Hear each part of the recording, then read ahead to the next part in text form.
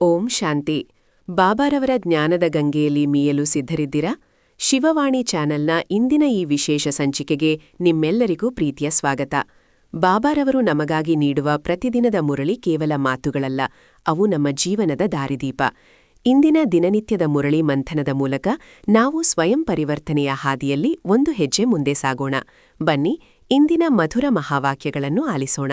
ಒಂದು ಕತ್ತಲಾವರಿಸಿದ ಮನೆ ಇದೆ ಅಂದ್ಕೊಳ್ಳಿ. ಆ ಮನೆಯೊಳಗೆ ಒಬ್ಬ ವ್ಯಕ್ತಿ ತನ್ನ ಕೀಲಿಕೈಯನ್ನ ಕಳೆದುಕೊಂಡಿದ್ದಾನೆ. ಆದರೆ ಅವನದನ್ನ ಹುಡುಕ್ತಾ ಇರೋದು ಮನೆಯೊಳಗಲ್ಲ, ಬದಲಾಗಿ ಮನೆಯ ಹೊರಗೆ ಬೀದಿ ದೀಪದ ಬೆಳಕಿನಲ್ಲಿ. ಓಹೋ, ಅಂದ್ರೆ ದಾರಿ ಹೋಕರು ಬಂದು ಕೇಳಿದಾಗ ಆ ಕೀಲಿಕೈ ಮನೆಯೊಳಗೆ ಕಳೆದು ಹೋಯ್ತು ಅಂತಾನೆ ಹೇಳ್ತಾನಲ್ವಾ? ಹೌದು, ಖಂಡಿತ. ಮನೆಯೊಳಗೆ ಕತ್ತಲೆ ಇದೆ, ಆದರೆ ಇಲ್ಲಿ ಬೆಳಕಿದೆ, ಅದಕ್ಕೆ ಇಲ್ಲಿ ಹುಡುಕ್ತಿದ್ದೀನಿ ಅಂತ ಅವನು ಹೇಳ್ತಾನೆ. ಮೇಲ್ನೋಟಕ್ಕೆ ಇದು ಕೇವಲ ಒಂದು ನಗೆಹನಿಯಂತೆ ಕಾಣಬಹುದು. ಆದ್ರೆ ಆಳವಾಗಿ ಯೋಚಿಸಿದ್ರೆ ನಮ್ಮೆಲ್ಲರ ಲೌಕಿಕ ಜೀವನದ ನೈಜ ಚಿತ್ರಣವೇ ಇದಾಗಿದೆ ಅಲ್ವಾ? ನಿಜ. ನಾವೆಲ್ಲರೂ ಕಳೆದುಕೊಂಡಿರೋದು ಶಾಂತಿ ಅನ್ನೋ ಕೀಲಿಕೈಯನ್ನ. ಅದು ಇರೋದು ನಮ್ಮ ಅಂತರಂಗದಲ್ಲಿ. ಆದರೆ ನಾವೆಲ್ಲರೂ ಆ ಶಾಂತಿಗಾಗಿ ಹೊರಗಿನ ಭೌತಿಕ ಪ್ರಪಂಚದಲ್ಲಿ, ಕ್ಷಣಿಕ ಆಕರ್ಷಣೆಗಳಲ್ಲಿ, ಹುದ್ದೆ ಹಣಗಳಲ್ಲಿ ಹುಡುಕಾಡ್ತಾ ಇದ್ದೀವಿ. ಅದಕ್ಕೆ ಇವತ್ತು ಆ ಜ್ಞಾನ ಸಾಗರನೇ, ಪರಮಪಿತ ಪರಮಾತ್ಮನೇ ನಮ್ಗೆ ಜ್ಞಾನದ ಬೆಳಕನ್ನ ನೀಡಲು ಬಂದಿದ್ದಾರೆ. ನಾವು ಕಳೆದುಕೊಂಡಿರುವ ಆ ಕೀಲಿಕೈಯನ್ನ ನಮ್ಗೆ ಮರಳಿಕೊಡಲು ಸ್ವತಃ ಅವರೇ ಬಂದಿದ್ದಾರೆ. ಹೌದು, ನಾವು ಹೊರಗಿನ ಪ್ರಪಂಚದಿಂದ ನಮ್ಮ ಒಳಗಿನ ಪ್ರಪಂಚದತ್ತ ಪ್ರಯಾಣ ಬೆಳೆಸಬೇಕಾದ ಸಮಯ ಇದು ಅಂತ ಶಿವಬಾಬಾ ನಮ್ಗೆ ಪದೇ ಪದೇ ನೆನಪಿಸ್ತಾ ಇದ್ದಾರೆ. ಅವರ ಈ ಆಳವಾದ ರಹಸ್ಯಗಳನ್ನ ಅರಿಯುವ ಉತ್ಸಾಹ ನನ್ನಲ್ಲೂ ತುಂಬಿದೆ. ಮಧುರ ಮಕ್ಕಳೇ, ಚಾರಿಟಿ ಬಿಗಿನ್ಸ್ ಎಟ್ ಹೋಮ್. ಅರ್ಥಾತ್ ಯಾರು ದೇವಿ ದೇವತಾ ಧರ್ಮದವರಾಗಿದ್ದಾರೆಯೋ, ಯಾರು ಶಿವನ ಅಥವಾ ದೇವತೆಗಳ ಪೂಜಾರಿಗಳಿದ್ದಾರೆಯೋ ಅವರಿಗೆ ಮೊದಲು ಜ್ಞಾನವನ್ನು ಕೊಡಿ. ನಾವು ಇಂದಿನ ಜಗತ್ತನ್ನು ನೋಡಿದಾಗ ಒಂದು ದೊಡ್ಡ ವಿಪರ್ಯಾಸ ಕಾಣುತ್ತೆ. ಅಂದ್ರೆ ಮನುಷ್ಯರು ಜಗತ್ತಿನಲ್ಲಿ ಶಾಂತಿ ತರಲು ಕೋಟ್ಯಾಂತರ ರೂಪಾಯಿಗಳನ್ನ ಖರ್ಚು ಮಾಡಿ ಜಾಗತಿಕ ಸಮ್ಮೇಳನಗಳನ್ನ ಮಾಡ್ತಾರೆ. ಹೌದು, ಶಾಂತಿ ಒಪ್ಪಂದಗಳಿಗೆ ಸಹಿ ಕೂಡ ಹಾಕ್ತಾರೆ. ಆದರೂ ಜಗತ್ತು ದಿನದಿಂದ ದಿನಕ್ಕೆ ಹೆಚ್ಚು ಅಶಾಂತವಾಗ್ತಾನೇ ಇದೆ.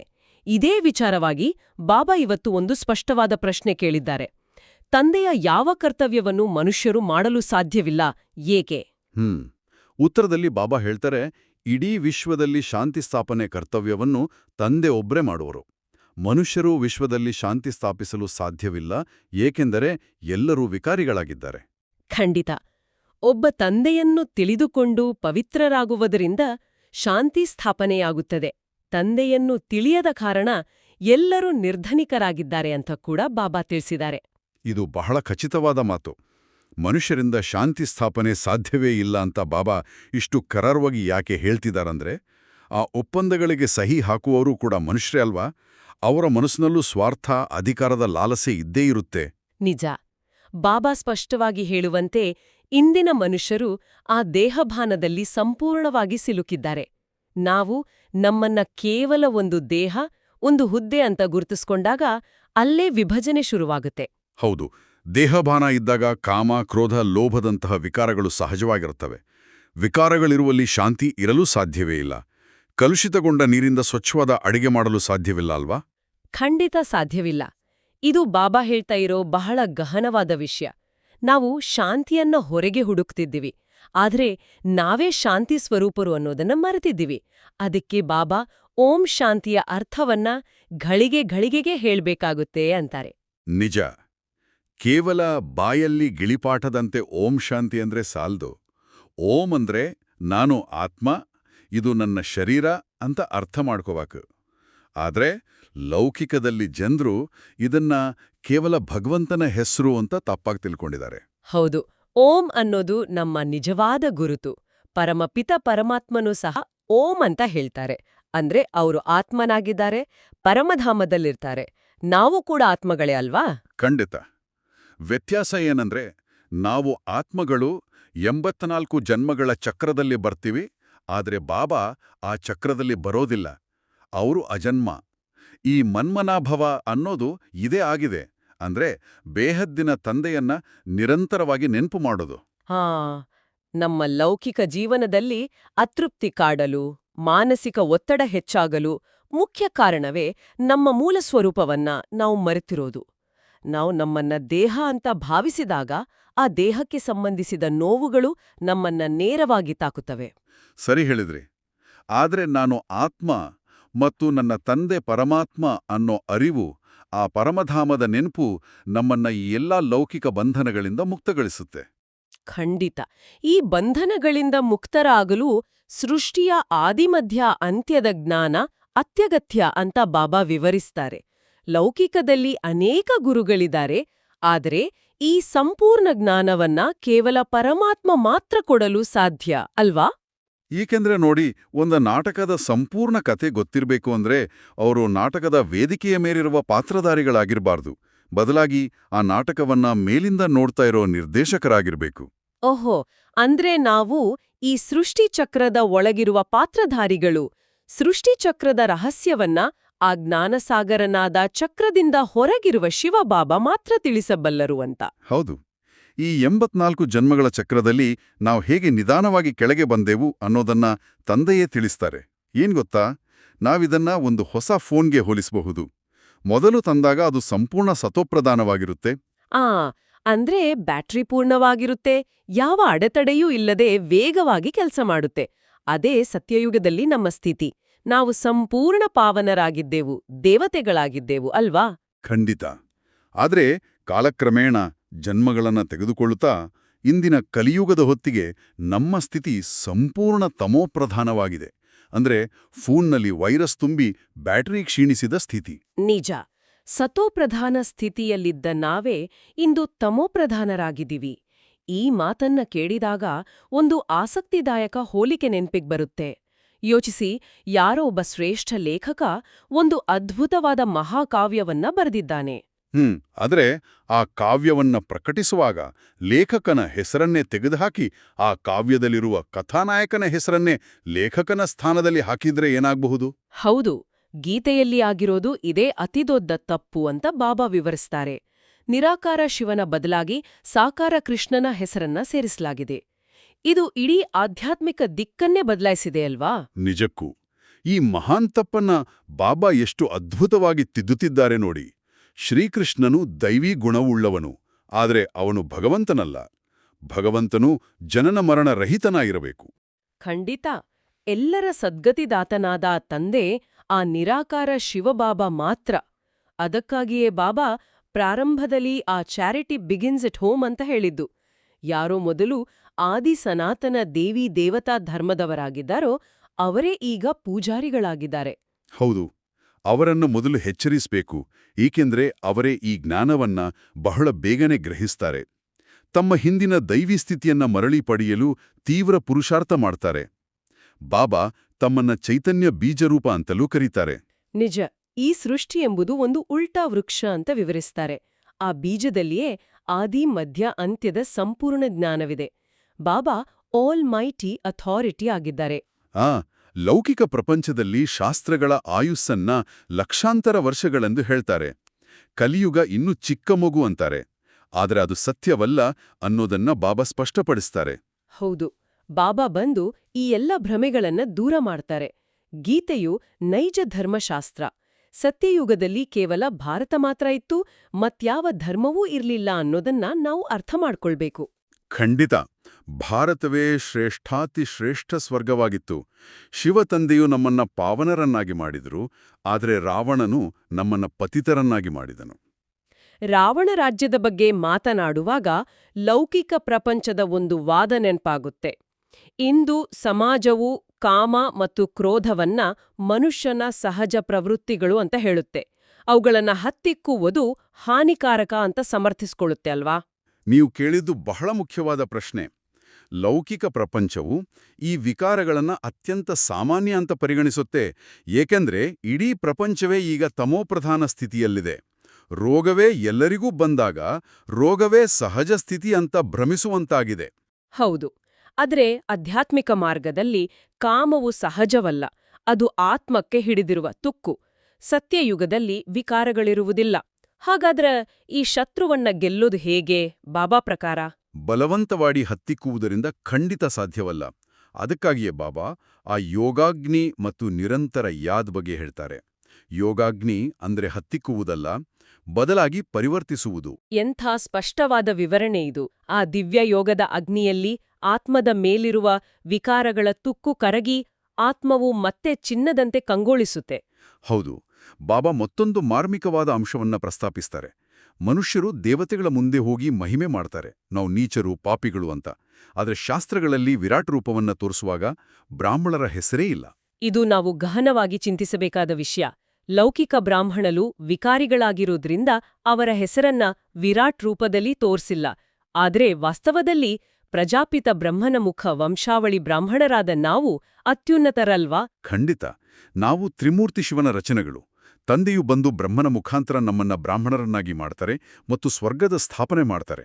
ಹಾಗೆ ಶಂಕರನ ಮುಖಾಂತರ ಈ ಹಳೆಯ ವಿಕಾರಿ ಜಗತ್ತಿನ ವಿನಾಶವನ್ನ ಮಾಡಿಸ್ತಾರೆ. ನಿಜ. ವಿನಾಶದ ಬಗ್ಗೆ ಹೇಳುವಾಗ ಇಂದಿನ ಪ್ರಪಂಚದ ಪರಿಸ್ಥಿತಿಯನ್ನ ನೋಡಿದ್ರೆ ಆತಂಕವಾಗುತ್ತೆ. ಬಾಬಾ 3 ಸೇನೆಗರ ಬಗ್ಗೆ ಪ್ರಸ್ತಾಪಿಸ್ತಾರೆ: ಯುರೋಪಿಯನ್ನರ ಯಾದವ ಸೇನೆ, ಕೌರವ ಸೇನೆ ಮತ್ತು ಪಾಂಡವ ಸೇನೆ. ನೀವು ಹೇಳಿದಂತೆ ಗೀತೆಯಲ್ಲಿ ಗಾಯನ ಮಾಡಿರುವ 3 ಸೇನೆಗಳು ಈಗ ಪ್ರತ್ಯಕ್ಷವಾಗಿವೆ. ಯುರೋಪಿಯನ್ನರ ಯಾದವ ಸೇನೆ ವಿಜ್ಞಾನದ ಅಹಂಕಾರದಿಂದ ಅಣುವಸ್ತ್ರಗಳನ್ನ ಕಂಡಿಡಿದಿದ್ದಾರೆ. ಹೌದು, ಬಾಬಾ ಹೇಳ್ತಾರೆ ಪ್ರಪಂಚದ ಜನರ್ದ ಈಗ ವಿನಾಶಕಾಲೆ ವಿಪರೀತ ಬುದ್ಧಿಯಾಗಿದೆ ಅಂತ. ಅಂದ್ರೆ ಅವರಿಗೆ ಭಗವಂತನ ಪರಿಚಯವೇ ಇಲ್ಲ, ವಿನಾಶದೆಡೆಗೆ ಓಡ್ತಾ ಇದ್ದಾರೆ. ಖಂಡಿತ. ಆದರೆ ಪಾಂಡವರಾದ ನಮ್ಮದು ಶಿವತಂದೆಯೊಂದಿಗೆ ಪ್ರೀತಿ ಬುದ್ಧಿಯಾಗಿದೆ. 21 ಜನ್ಮಗಳಿಗಾಗಿ ಸ್ವರ್ಗದ ಆಸ್ತಿಯನ್ನ ಕೊಡಲು ಸ್ವತಃ ತಂದೆ ಬಂದಿದ್ದಾರೆ ಅನ್ನೋ ಅರಿವು ನಮಗಿದೆ. ನಿಜ, ಸಾವು ನಮ್ಮೆಲ್ಲರ ಸನ್ಮುಖದಲ್ಲಿ ನಿಂತಿದೆ. ಆದ್ರಿಂದ ನಾವು ಸಂಪೂರ್ಣ ಪವಿತ್ರರಾಗುವ ದೃಢವಾದ ಪುರುಷಾರ್ಥ ಮಾಡಬೇಕು. ಆ ಶ್ರೀಮತದ ನಿರಂತರ ಪಾಲನೆಯಿಂದ ಮಾತ್ರ ನಾವು ಹೊಸ ಪ್ರಪಂಚದ ಮಾಲೀಕರಾಗ್ಬೋದು. ಹೌದು, ಬಾಬಾ ಹೇಳ್ತಾರೆ, ಲೌಕಿಕ ತಂದೆಯಿಂದ ಹದ್ದಿನ ಆಸ್ತಿ ಸಿಗುತ್ತೆ, ಆದರೆ ಆ ಪಾರಲೌಕಿಕ ತಂದೆಯಿಂದ ಬೇಹದ್ದಿನ ಅಂದ್ರೆ ಮಿತಿಯಿಲ್ಲದ ಆಸ್ತಿ ಸಿಗುತ್ತೆ. ಕುಂಭಕರ್ಣನ ನಿದ್ರೆಯಲ್ಲಿರುವ ನಮ್ಮನ್ನ ತಂದೆಯು ಜಾಗೃತಗೊಳಿಸ್ತಿದ್ದಾರೆ. ಆದ್ರೆ ಇದ್ರ ಜೊತೆಗೆ ಬಾಬಾ ಒಂದು ಕಠಿಣ ಎಚ್ಚರಿಕೆಯನ್ನೂ ನೀಡಿದ್ದಾರೆ. ಪವಿತ್ರರಾಗುವ ಪ್ರತಿಜ್ಞೆ ಮಾಡಿ ಮಾಯೆಗೆ ಬಲಿಯಾಗಿ ಸೋತ್ರೆ ಸಂಪಾದನೆಯೆಲ್ಲ ಹಾಳಾಗುತ್ತೆ ಅಂತ. ಖಂಡಿತ. ಇದು ಪ್ರತಿಯೊಬ್ಬ ಆಧ್ಯಾತ್ಮಿಕ ಸಾಧಕನೂ ಎಚ್ಚರದಿಂದಿರಬೇಕಾದ ಮಾತು. ಯೋಗದಲ್ಲಿ ಮಾಯೆಯು ವಿಘ್ನವನ್ನು ತರುತ್ತೆ. ರೇಡಿಯೋದಲ್ಲಿ ನೀವು ಸರಿಯಾದ ಚಾನೆಲ್ ಟ್ಯೂನ್ ಮಾಡಿದ್ರೂ ಮಧ್ಯದಲ್ಲಿ ಗಡಿಬಿಡಿ ಶಬ್ದ ಬರುವಂತೆ ಮಾಯೆ ತಡೆಯೊಡ್ಡುತ್ತೆ. ಹೌದು, ಕೇವಲ ಕುತೂಹಲಕ್ಕಾಗಿ ಜ್ಞಾನವನ್ನ ಕೇಳಿ ಸ್ವಲ್ಪ ದಿನ ಪುರುಷಾರ್ಥ ಮಾಡಿ ನಂತರ ಹಳೆಯ ವಿಕಾರಿ ಜೀವನಕ್ಕೆ ಮರಳುವುದು ದೊಡ್ಡ ನಷ್ಟ. ಆದ್ದರಿಂದ ನಮ್ಮ ಪುರುಷಾರ್ಥ ಅಚಲವಾಗಿರಬೇಕು. ನಿಜ. ಭಾರತದ ಪ್ರಾಚೀನ ಯೋಗವೆಂದು ಗಾಯನವಿರುವುದು ಕೇವಲ ಆಸನಗಳಲ್ಲ, ಅದು ಪರಮಾತ್ಮನೊಂದಿಗಿನ ಈ ನಿರಂತರ ಯೋಗವಾಗಿದೆ. ಮಧುರಾತಿ ಮಧುರ. ಅಗಲಿ ಹೋಗಿ ಮರಳಿ ಸಿಕ್ಕಿರುವ ಮಕ್ಕಳ ಪ್ರತಿ ಮಾತಾಪಿತಾ ಬಾಪ್ದಾದ ಅವರ ನೆನಪು, ಪ್ರೀತಿ ಹಾಗೂ ಸುಪ್ರಭಾತ. ಆತ್ಮಿಕ ಮಕ್ಕಳಿಗೆ ಆತ್ಮಿಕ ತಂದೆಯ ನಮಸ್ತೆ. ಧಾರಣೆಗಾಗಿ ಮುಖ್ಯ ಸಾರದಲ್ಲಿ ಬಾಬಾ ತಿಳಿಸಿದ್ದಾರೆ, ಒಬ್ಬ ತಂದೆಯೊಂದಿಗೆ ಸತ್ಯ ಪ್ರೀತಿಯನ್ನು ಇಟ್ಟು ಸತ್ಯಸತ್ಯವಾದ ಪಾಂಡವರಾಗಬೇಕಾಗಿದೆ. ಹೌದು, ಮೃತ್ಯು ಸನ್ಮುಖದಲ್ಲಿ ನಿಂತಿದೆ. ಆದ್ದರಿಂದ ಪವಿತ್ರರಾಗಿ ಪವಿತ್ರ ಪ್ರಪಂಚದ ಮಾಲೀಕರಾಗಬೇಕಾಗಿದೆ. ಎರಡನೇದಾಗಿ ಬಾಬಾ ಹೇಳ್ತಾರೆ, ಕಾಮ ಮಹಾಶತ್ರುವಾಗಿದೆ. ಯಾವುದೂ ಆದಿಮಧ್ಯ ಅಂತ್ಯ ದುಃಖ ಕೊಟ್ಟಿದೆ, ಅದರ ಮೇಲೆ ಜಯಗಳಿಸಿ ಪಾವನರಾಗಬೇಕು. ಖಂಡಿತ. ನೆನಪಿನಿಂದಲೇ ವಿಕಾರಗಳ ತುಕ್ಕು ಬಿಟ್ಟು ಹೋಗಿ ಆತ್ಮವು ಚಿನ್ನದಂತೆ ಆಗಿಬಿಡುತ್ತದೆ. ಈ ಧಾರಣೆಯನ್ನ ಇಂದಿನ ನಮ್ಮ ಜೀವನದಲ್ಲಿ ಅಳವಡಿಸಿಕೊಳ್ಳುವುದು ಬಹಳ ಮುಖ್ಯ ಅಲ್ವಾ? ಹೌದು. ಈ ಧಾರಣೆಯು ನಮ್ಮ ದೈನಂದಿನ ನಡವಳಿಕೆಯಾಗಬೇಕು. ಕಚೇರಿಯಲ್ಲಿ, ಮನೆಯಲ್ಲಿ ನಮಗೆ ಅನೇಕ ಲೌಕಿಕ ಆಕರ್ಷಣೆಗಳು ಎದುರಾಗ್ತವೆ. ಆಗ ನಾವು ನೆನೆಸ್ಕೊಳ್ಬೇಕು, ನಾನು ಪಾಂಡವ, ನನ್ನ ದೃಷ್ಟಿ ಸಂಪೂರ್ಣ ಪವಿತ್ರವಾಗಿರ್ಬೇಕು ಅಂತ. ನಿಜ. ಕಾಮವು ನನ್ನ ಶತ್ರು, ಅದು ನನಗೆ ಶಾಶ್ವತ ಸುಖವನ್ನ ಕೊಡೋದಿಲ್ಲ ಅನ್ನೋ ಅರಿವಿರಬೇಕು. ಬಾಬಾನ ಆ ಯಾದನ್ನ ಒಂದು ಬೆಂಕಿಯಂತೆ ಬಳಸಬೇಕು. ಖಂಡಿತ. ಎಲ್ಲಿ ಕಲ್ಮಶ ಕಾಣುತ್ತದೋ ಅಲ್ಲಿ ಬಾಬಾನ ನೆನಪಿನ ಕಿರಣಗಳನ್ನ ಹಾಯಿಸಬೇಕು. ಆಗ ಸಹಜವಾಗಿಯೇ ಆತ್ಮವು ಶುದ್ಧವಾಗಿ ಚಿನ್ನದಂತೆ ಹೊಳೆಯುತ್ತೆ. ಇಂದಿನ ವರದಾನ ಬಹಳ ವಿಶೇಷವಾಗಿದೆ. ಮರುಜೀವ ಜನ್ಮದ ಸ್ಮೃತಿಯ ಮೂಲಕ ಕರ್ಮ ಬಂಧನವನ್ನ ಸಂಬಂಧದಲ್ಲಿ ಪರಿವರ್ತನೆ ಮಾಡುವಂತಹ ಪರೋಪಕಾರಿ ಭವ. ನಮ್ಮೆಲ್ಲರ ಲೌಕಿಕ ಸಂಬಂಧಗಳಲ್ಲಿ ಅನೇಕ ಬಾರಿ ನಾವು ಆ ಕರ್ಮಬಂಧನಗಳ ಭಾರವನ್ನ ಅನುಭವಿಸ್ತೀವಿ ಅಲ್ವಾ? ಉದಾಹರಣೆಗೆ, ಮನೆಯಲ್ಲಿ ಯಾರಾದ್ರೂ ನಮ್ಮನ್ನ ಸದಾ ಟೀಕಿಸ್ತಾ ಇರಬಹುದು. ಹೌದು, ಈ ಸಂಬಂಧಗಳು ನಮಗೆ ಅಶಾಂತಿಯನ್ನ ತರ್ತವೆ. ಆದ್ರೆ ನಾವು ಆಧ್ಯಾತ್ಮಿಕವಾಗಿ ಮರುಜೀವ ಜನ್ಮ ಪಡೆದಿದ್ದೇವೆ ಅನ್ನೋ ಸ್ಮೃತಿ ಬಂದಾಗ ಆ ಕಠಿಣ ಬಂಧನಗಳನ್ನ ನೋಡುವ ದೃಷ್ಟಿಕೋನವೇ ಬದಲಾಗುತ್ತೆ. ಖಂಡಿತ. ಬಾಬಾ ಹೇಳ್ತಾರೆ, ಅತಿ ಪಾಪಾತ್ಮ ಅಥವಾ ಅಪಕಾರ್ಯ ಆತ್ಮಗಳ ಮೇಲೂ ತಿರಸ್ಕಾರದ ಬದಲಾಗಿ ದಯೆ ತೋರ್ಬೇಕು. ಇವರೂ ಸಹ ನಿರ್ಧನಿಕ ಆತ್ಮಗಳು ಅನ್ನೋ ಕರುಣೆ ಬಂದಾಗ ನಮ್ಮೊಳಗಿನ ಕೋಪ ಕರಗಿ ಹೋಗತ್ತೆ. ನಿಜ. ಆಗ ಆ ಕರ್ಮಬಂಧನವು ಸೇವೆಯ ಸಂಬಂಧವಾಗಿ ಬದಲಾಗತ್ತೆ. ಅವರ ಬಗ್ಗೆ ಶುಭ ಭಾವನೆ ಇಟ್ಕೊಳ್ಳೋದೇ ನಾವು ಅವರಿಗೆ ಮಾಡುವ ಅತಿ ದೊಡ್ಡ ಸೇವೆ. ಹೌದು. ಇಂದಿನ ಸ್ಲೋಗನ್ ಕೂಡ ಇದನ್ನೇ ಹೇಳತ್ತೆ, ಸಮಯ ಅಥವಾ ಪರಿಸ್ಥಿತಿಯ ಅನುಸಾರ ವೈರಾಗ್ಯವು ಬಂದಿತೆಂದರೆ ಇದೂ ಸಹ ಅಲ್ಪಕಾಲದ ವೈರಾಗ್ಯವಾಗಿದೆ. ಸದಾಕಾಲದ ವೈರಾಗಿಗಳಾಗಿರಿ. ನಾವು ಸಾಮಾನ್ಯವಾಗಿ ಜೀವನದಲ್ಲಿ ಏನಾದ್ರೂ ಕಷ್ಟ ಬಂದಾಗ ಸಾಕು ಈ ಜೀವನ ಅಂತ ಅಂದ್ಕೊಳ್ತೀವಲ್ವಾ, ಇದನ್ನ ಬಾಬಾ ಅಲ್ಪಕಾಲದ ಶ್ಮಶಾನ ವೈರಾಗ್ಯ ಅಂತಾರೆ. ಖಂಡಿತ. ಪರಿಸ್ಥಿತಿ ಸರಿಯಾದ ತಕ್ಷಣ ಆ ವೈರಾಗ್ಯವು ಮಾಯವಾಗುತ್ತೆ. ಆದರೆ ನಿಜವಾದ ವೈರಾಗ್ಯ ಅನ್ನೋದು ಜ್ಞಾನದ ಆಧಾರದ ಮೇಲೆ ಬರುವಂಥದ್ದು. ಹೌದು. ಇದು ಜವಾಬ್ದಾರಿಗಳಿಂದ ಕಾಡಿಗೆ ಓಡಿ ಹೋಗುವುದಲ್ಲ, ಬದಲಾಗಿ ಕುಟುಂಬದಲ್ಲಿ ಎಲ್ಲರ ಮಧ್ಯೆ ಇದ್ದುಕೊಂಡು ಯಾವುದಕ್ಕೂ ಅಂಟಿಕೊಳ್ಳದೆ ಕರ್ತವ್ಯ ನಿರ್ವಹಿಸುವುದಾಗಿದೆ. ನಿಜ. ಇಂದಿನ ಅವ್ಯಕ್ತ ಇಶಾರೆಯಲ್ಲಿ ಬಾಬಾ ನಮಗೆ ಒಂದು ಸೂಕ್ಷ್ಮ ಸೂಚನೆ ನೀಡಿದ್ದಾರೆ. ಸದಾ ಅಚಲ, ಅಡೋಲ, ಏಕರಸ ಸ್ಥಿತಿಯ ಅನುಭವ ಮಾಡಿ. ನಮ್ಮ ಆತ್ಮವು ಬಾಬಾ ನೀಡುವ ಆ ಸರ್ವ ಖಜಾನೆಗಳಿಂದ ಸಂಪನ್ನವಾದಾಗ ಹೊರಗಿನ ಯಾವುದೇ ಸಣ್ಣಪುಟ್ಟ ಏರುಪೇರುಗಳು ನಮ್ಮನ್ನ ವಿಚಲಿತಗೊಳಿಸುವುದಿಲ್ಲ. ಹೌದು. ಲೌಕಿಕ ಪ್ರಪಂಚದಲ್ಲಿ ಸಿಗುವ ಧನ, ಹೆಸರು, ಆಡಂಬರಗಳು ವಿನಾಶಕಾರಿ. ಯಾರಾದ್ರೂ ಹೊಗಳಿದಾಗ ಉಬ್ಬಿ ಹೋಗೋದು, ತೆಗಳಿದಾಗ ಕುಗ್ಗಿ ಹೋಗೋದು ಏಕರಸ ಸ್ಥಿತಿಯಲ್ಲ. ಖಂಡಿತ. ಬಾಬಾ ನೀಡುವ ಅವಿನಾಶಿ ಖುಷಿ ನಮ್ಮದಾಗಬೇಕಾದ್ರೆ ನಮ್ಮ ಸ್ಥಿತಿ ಅಚಲ ಮತ್ತು ಅಡೋಲವಾಗಿರಬೇಕು. ಯಾವುದೇ ಪರಿಸ್ಥಿತಿಯಲ್ಲೂ ನಮ್ಮ ಆಂತರಿಕ ಶಾಂತಿಯ ಅಲೆಗಳು ಬದಲಾಗಬಾರದು. ಈಗ ನಾವು ಇಲ್ಲಿಯವರೆಗೆ ಮಂಥನ ಮಾಡಿದ ಈ ದಿವ್ಯಜ್ಞಾನವನ್ನ ಕೇವಲ ಬುದ್ಧಿಯಲ್ಲಿ ಇಟ್ಟುಕೊಳ್ಳದೆ ನಮ್ಮ ಅಂತರಂಗದ ಆಳಕ್ಕೆ ಇಳಿಸ್ಕೊಳ್ಳೋಣ. ಹೌದು. ನಿಮ್ಮನ್ನೀವು ಸಂಪೂರ್ಣವಾಗಿ ಸಡಿಲಗೊಳಿಸಿ. ಉಸಿರಾಟ ನಿಧಾನವಾಗಲಿ, ಧ್ವನಿಗಳು ದೂರವಾಗಲಿ. ಬಾಹ್ಯ ಪ್ರಪಂಚದ ಗದ್ದಲಗಳಿಂದ, ಲೌಕಿಕ ಚಿಂತೆಗಳಿಂದ ನಿಮ್ಮ ಗಮನವನ್ನ ನಿಧಾನವಾಗಿ ಹಿಂತೆಗೆದುಕೊಳ್ಳಿ. ನಿಮ್ಮನ್ನ ನೀವು ಒಂದು ಪ್ರಕಾಶಮಾನವಾದ ಜ್ಯೋತಿ ಬಿಂದು ಅಂತ ಅನುಭವ ಮಾಡಿ. ಭ್ರುಕುಟಿಯ ಮಧ್ಯದಲ್ಲಿ ನಾನು ಅತ್ಯಂತ ಶಾಂತ ಸ್ವರೂಪದ ಆತ್ಮ ಹೊಳೆಯುತ್ತಿದ್ದೇನೆ.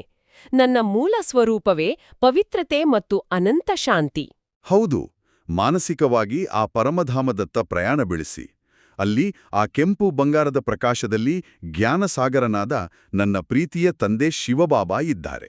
ಅಲ್ಲಿಂದ ಆ ದಿವ್ಯ ಬೆಳಕು ಮತ್ತು ಪವಿತ್ರತೆಯ ಕಿರಣಗಳು ನೇರವಾಗಿ ನನ್ನ ಮೇಲೆ ಮಳೆಯಂತೆ ಸುರಿಯುತ್ತಿವೆ. ಆ ದಿವ್ಯ ಯೋಗಾಗ್ನಿಯಲ್ಲಿ ಜನ್ಮಜನ್ಮಾಂತರದ ನನ್ನೆಲ್ಲ ವಿಕಾರಗಳ ತುಕ್ಕು ಕರಗಿ ಹೋಗುತ್ತಿದೆ. ನಾನು ಚಿನ್ನದಂತೆ ಪರಿಶುದ್ಧನಾಗುತ್ತಿದ್ದೇನೆ.